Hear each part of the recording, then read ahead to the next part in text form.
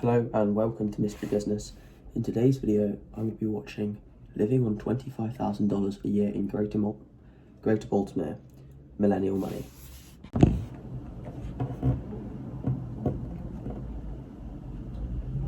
Sorry, one sec. The student loan hit $30,000, and at that point, I realized I need to sit back and really think about what I want out of life, what I want to achieve, and what direction I want to go before I stack up another $30,000, $40,000 in student loan debt.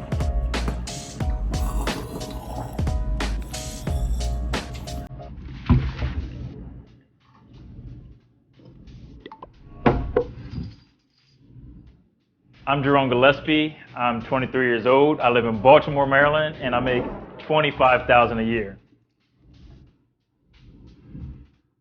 So I'm a manager of a tax office, and also I do Uber and Lyft.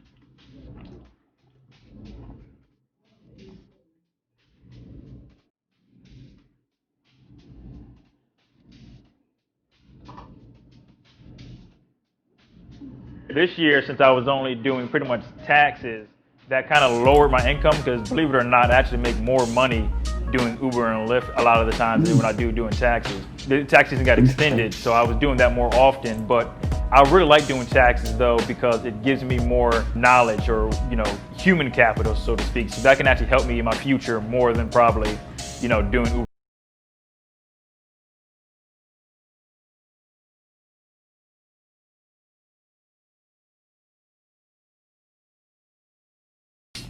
It's quite a hefty amount of income.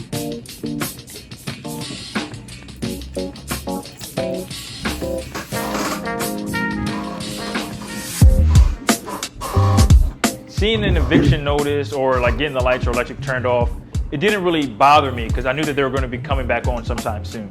But to me, I felt like those were just things that happen every once in a while.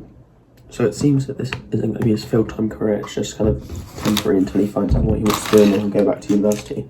Perhaps maybe that was the reason why ever since I was a little kid, I was extremely frugal and tight with my money. This is a nice town, has a nice scenery, but the people in that area were very, very racist growing up. It did definitely hurt my confidence as a person. When you're raised there for so long, you start to think that that's kind of just how the everyone is. And I realized that that's not really the case, and that I slowly but surely over time regained that confidence that was lost from being there.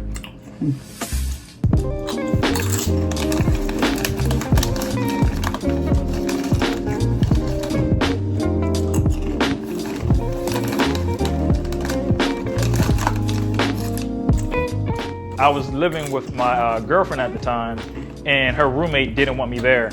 So to keep the peace, I really had nowhere else to go because I was waiting to move in with my brother. I had to sleep in my 1993 Firebird Pontiac, and it was very small. The window was broke, so it kind of started getting cold in August and September. I was going to class, I was working in the afternoons, and I was sleeping in my car at night. At the end of the day, it gave me a wonderful opportunity to save money. Another thing I did to save money was I started eating once a day. So first I did this just to save money because I just didn't have a lot of money coming in and I was spending money on books. That's ridiculous. People should be getting benefits of some sort of health. They're only eating once a day, that's awful. And stuff like that. And I wanted to save money up so I can get my own apartment, get out the living room.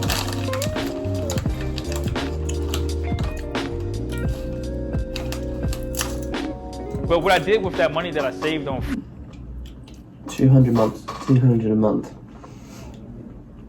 That's quite a bit.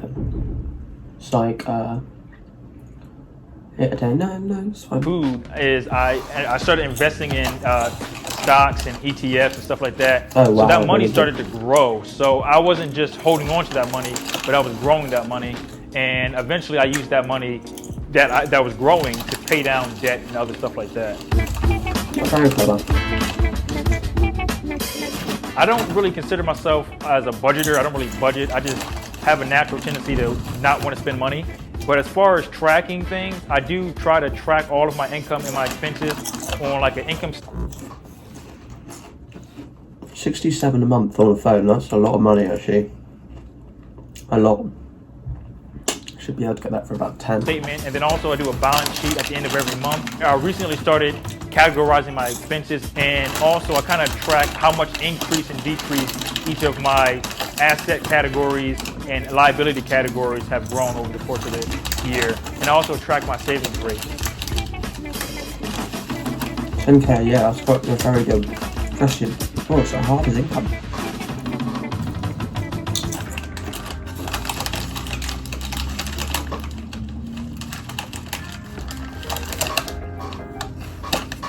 I had like almost no money in the bank account. I had like $40. That was like in 2017. I just decided that I was never going to have less than $100 in my bank account ever again in my life. I just started buying stocks, and I just started researching companies and trying to figure out what I need to do to make intelligent investments. Eventually I learned about a Roth IRA, and basically the Roth IRA was another thing that Yeah, Roth IRA. For any of you that don't know, basically a Roth IRA, you can put about a maximum of $6,000 a year of pre-tax money into a Roth IRA as basically a retirement account when you get 65. So you can put £6,000 of your pre-tax income every single year into a Roth IRA. It's a great thing to do. You should do it if you're not already. I started putting money into. And then you can invest that in shares and whatnot. I mean, it seemed like a wonderful deal. I love making tax-free money, so I decided just to put money in there.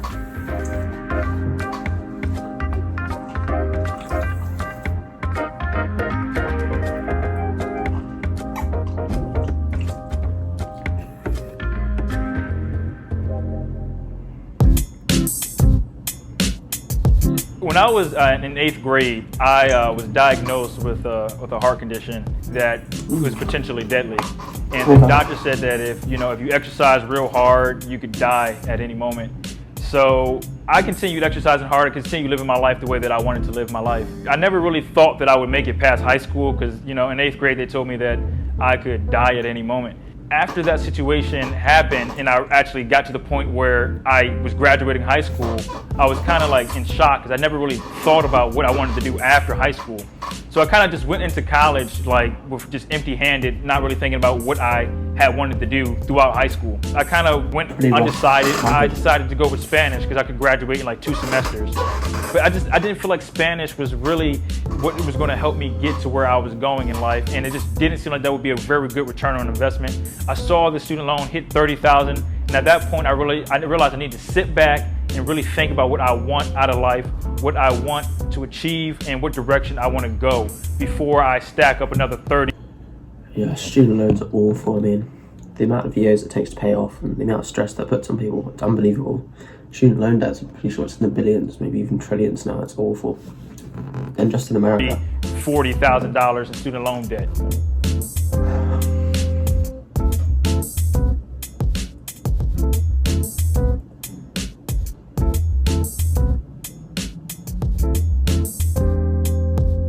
I may go back to college. I know Uber has this program, if you hit 3,000 rides, they might pay for online college for you. So I want to see if that's real or legit, see what's going on with that. And if they do that, I might go back and try to get an accounting degree. But other than that, I'm not 100% sure. It's very costly, and I feel very confident in myself that I can build a good amount of wealth with or without a degree.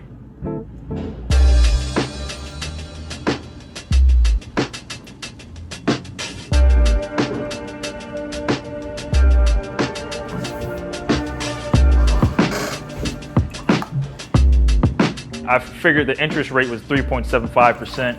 I could almost guarantee, based off my calculations, to get a higher return on investment than 3.75%, either with Uber and Lyft or some other endeavor.